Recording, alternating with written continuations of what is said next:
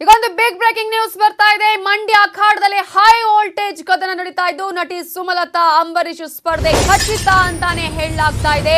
ಮಂಡ್ಯ ಲೋಕಸಭಾ ಕ್ಷೇತ್ರದಿಂದ ಕಣಕ್ಕಿಳಿಯೋದಿಕ್ಕೇನೆ ಈಗ ಸುಮಲತಾ ಅಂಬರೀಶ್ ನಿರ್ಧಾರವನ್ನ ಮಾಡಿದ್ದಾರೆ ಅನ್ನುವ ಮಾಹಿತಿಗಳು ಕೂಡ ಲಭ್ಯವಾಗ್ತಾ ಇದ್ದು ನಟಿ ಸುಮಲತಾ ಅಂಬರೀಶ್ ಸ್ಪರ್ಧೆ ಮಾಡೋದು ಖಚಿತ ಅಂತಾನೆ ಹೇಳಲಾಗ್ತಾ ಇದೆ.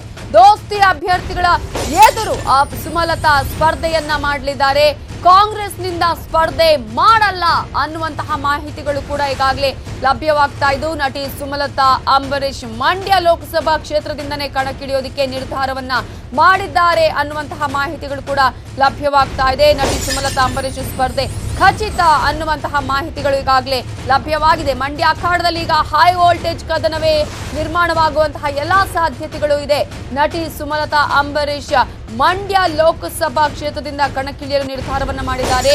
ದೋಸ್ತಿ ಅಭ್ಯರ್ಥಿಗಳ ಎದುರು ಸುಮಲತಾ ಅಂಬರೀಶ್ ಸ್ಪರ್ಧೆಯನ್ನ ಕೂಡ ಒಡ್ಡಲಿದ್ದಾರೆ. ಆ ಒಂದು ದೋಸ್ತಿ ಅಭ್ಯರ್ಥಿಗಳ ಎದುರೇ ಸ್ಪರ್ಧಿಸಲಿದ್ದಾರೆ.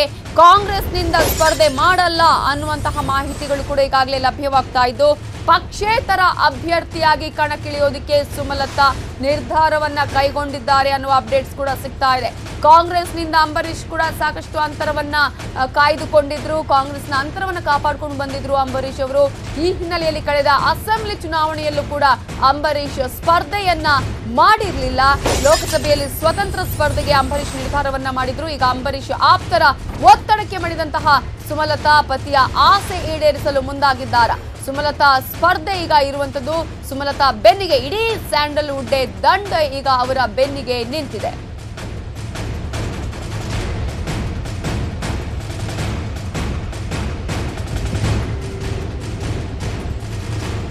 ಇದರ ಬಗ್ಗೆ ಡೀಟೇಲ್ಸ್ ಕೊಡೋದಕ್ಕೆ ನಮ್ಮ ರಿಪೋರ್ಟರ್ ರಮೇಶ್ ಹಿರೇಜಂಬೂರ್ ಈಗ ಫೋನ್ ಸಂಪರ್ಕದಲ್ಲಿದ್ದಾರೆ. ರಮೇಶ್, ಈಗಾಗಲೇ ಸುಮಲತಾ ಅವರು ಕಣದಿಂದ ಇಳಿತಾರೆ, ಅಂದ್ರೆ ಪಕ್ಷ ಈಗಾಗಲೇ ಇಳಿತಾರೆ ಒಂದು ಲೋಕಸಭಾ ಮಂಡ್ಯ ಕ್ಷೇತ್ರದಿಂದ ಅಂತಾನೆ ಹೇಳಲಾಗ್ತಾ ಇತ್ತು. ಆದ್ರೆ ಕಾಂಗ್ರೆಸ್ನಿಂದ ನಿಲ್ತಾರಾ ಅಥವಾ ಜೆಡಿಎಸ್ ನಲ್ಲಿ ಯಾರು ನಿಲ್ಲಿಸ್ತಾರೆ ಅನ್ನುವಂತಹ ಇಷ್ಟೆಲ್ಲ ಸಾಕಷ್ಟು ಕುತೂಹಲದ ಮಧ್ಯೆ ಸುಮಲತಾ ಅವರ ಹಾಗಾದ್ರೆ ನಿರ್ಧಾರ ಏನು? ಅವರು ಸ್ಪರ್ಧೆ ಮಾಡೋದು ಖಚಿತನಾ ಹೇಗೆ?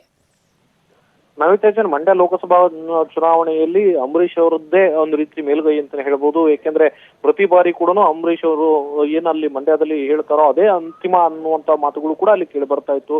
ಇದು ಜೆಡಿಎಸ್ ಬೆಲ್ಟ್ ಆದ್ರೂ ಕೂಡ ಅಂಬರೀಶ್ ಅವರ ಮಾತುಗಳು ಅಲ್ಲಿ ಹೆಚ್ಚು ಪ್ರಭಾವವನ್ನ ಬೀರ್ತಾ ಇತ್ತು. ಕಳೆದ ಬಾರಿ ಏನ್ ಲೋಕಸಭಾ ಚುನಾವಣೆ ಉಪಚುನಾವಣೆ ನಡೀತು, ಸೊ ಆ ಸಂದರ್ಭದಲ್ಲೂ ಕೂಡ ಜೆಡಿಎಸ್ ಪಕ್ಷಕ್ಕೆ ಅಂಬರೀಶ್ ಅವರು ಒಳ ಅಂತರದಲ್ಲೇನೆ ಬೆಂಬಲವನ್ನ ಕೊಟ್ಟಿದ್ರು. ಸೊ ಆ ಹಿನ್ನೆಲೆಯಲ್ಲಿ ಈ ಬಾರಿ ಏನು ರಾಜಕೀಯ ಪಕ್ಷಗಳ ಮೇಲಾಟಗಳಿಗೆ ಬೇಸದಿಂದ ಅಂಬರೀಶ್ ಅವರು ಈ ಬರುವಂತ ಲೋಕಸಭಾ ಚುನಾವಣೆಯಲ್ಲಿ ತಾವು ಪಕ್ಷೇತರ ಅಭ್ಯರ್ಥಿಯಾಗಿ ನಿಲ್ಲಬೇಕು ಅನ್ನುವಂತ ಉದ್ದೇಶವನ್ನು ಹೊಂದಿದ್ರು. ಆದ್ರೆ ಅವರ ಅಕಾಲಿಕ ಮರಣದಿಂದಾಗಿ ಅವರ ಪತ್ನಿ ಏನ್ ಸುಮಲತಾ ಇದ್ದಾರೆ ಅವರನ್ನ ಈಗ ಕಣಕ್ಕಿಳಿಸಲಿಕ್ಕೆ ಚಿತ್ರರಂಗದ ಹಲವು ಗಣ್ಯರು ಈಗಾಗಲೇ ಮುಂದಾಗಿರುವಂತದ್ದು. ಯಾವ ಪಕ್ಷದಿಂದಲೂ ಕೂಡ ಕಣಕ್ಕಿಳಿಯುವಂತ ಅಗತ್ಯ ಇಲ್ಲ, ನಾವು ಪಕ್ಷೇತರ ಅಭ್ಯರ್ಥಿಯಾಗಿ ಕಣಕ್ಕಿಳಿಯೋಣ, ಸೊ ಅಲ್ಲಿ ಗೆಲುವು ಸಾಧ್ಯ ಆಗುತ್ತೆ ಅನ್ನುವಂತ ಮಾತುಗಳನ್ನ ಅವರಿಗೆ ಹೇಳುವುದರ ಮೂಲಕ ಅವರನ್ನ ಈಗಾಗಲೇ ಮನವೊಲಿಸಿದ್ದಾರೆ. ಸೊ ಈ ಹಿನ್ನೆಲೆಯಲ್ಲಿ ಅಂಬರೀಶ್ ಅವರ ಪತ್ನಿ ಸುಮಲತಾ ಅವರು ಮಂಡ್ಯ ಲೋಕಸಭಾ ಚುನಾವಣೆಯಲ್ಲಿ ಪಕ್ಷೇತರ ಅಭ್ಯರ್ಥಿಯಾಗಿ ಚುನಾವಣಾ ಕಣಕ್ಕೆ ಇಳಿತಾ ಇರುವಂತದ್ದು.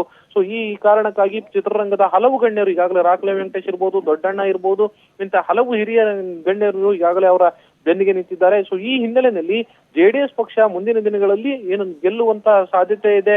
ಸೊ ನಿಖಿಲ್ ಕುಮಾರಸ್ವಾಮಿ ಅವರಿಗೆ ಅಲ್ಲಿ ಟಿಕೆಟ್ ಕೊಡ್ತಾರೆ ಅನ್ನೋ ಮಾತುಗಳು ಕೇಳಿ ಬಂದಿತ್ತು. ಸೊ ಆ ವಿಚಾರದಿಂದ ಜೆಡಿಎಸ್ ಕೂಡ ಹಿಂದೆ ಸರಿಯುವುದಕ್ಕೆ ಈಗಾಗಲೇ ಆಲೋಚನೆಯನ್ನ ಮಾಡಿರುವಂತದ್ದು. ಸ್ವತಃ ದೇವೇಗೌಡ್ರೆ ಈಗ ನಿಖಿಲ್ ಕುಮಾರಸ್ವಾಮಿ ಅವರಿಗೆ ಟಿಕೆಟ್ ಅನ್ನು ಕೊಡುವಂತದ್ದು ಬೇಡ, ಸೊ ಅಲ್ಲಿ ಸ್ಥಳೀಯರಿಗೆ ಯಾರ್ಯಾದ್ರೂ ಟಿಕೆಟ್ ಕೊಡೋಣ, ಒಂದು ಪರೋಕ್ಷವಾಗಿ ನಾವು ಸುಮಲತಾ ಬೆನ್ನಿಗೆ ನಿಲ್ಲೇಬೇಕಾಗುತ್ತೆ. ಯಾಕೆಂದ್ರೆ ಕಳೆದ ಬಾರಿ ಚುನಾವಣೆಯಲ್ಲಿ ಅಂಬರೀಶ್ ಅವರು ನನಗೆ ಸಾಕಷ್ಟು ಸಹಾಯ ಮಾಡಿದ್ದಾರೆ, ಜೊತೆಗೆ ಅವರು ಈ ಚುನಾವಣೆಯಲ್ಲಿ ಇಲ್ಲ, ನಿಧನ ಹೊಂದಿದ ಹಿನ್ನೆಲೆಯಲ್ಲಿ ಅವರಿಗೆ ನಾವು ಸಹಾಯ ಮಾಡಲೇಬೇಕು ಅನ್ನುವಂತ ನಿರ್ಧಾರಕ್ಕೆ ಬಂದಿದ್ದಾರೆ. ಸೊ ಈ ಕಾರಣಕ್ಕಾಗಿ ಸುಮಲತಾ ಅವರನ್ನ ಪಕ್ಷೇತರ ಅಭ್ಯರ್ಥಿಯಾಗಿ ಕಣಕ್ಕಿಳಿಸುವಂತ ಎಲ್ಲ ಸಾಧ್ಯತೆಗಳಿದೆ. Navitha Jain. Okay, thank you Ramesh Hirejambur ಡೀಟೇಲ್ಸ್ಗೆ.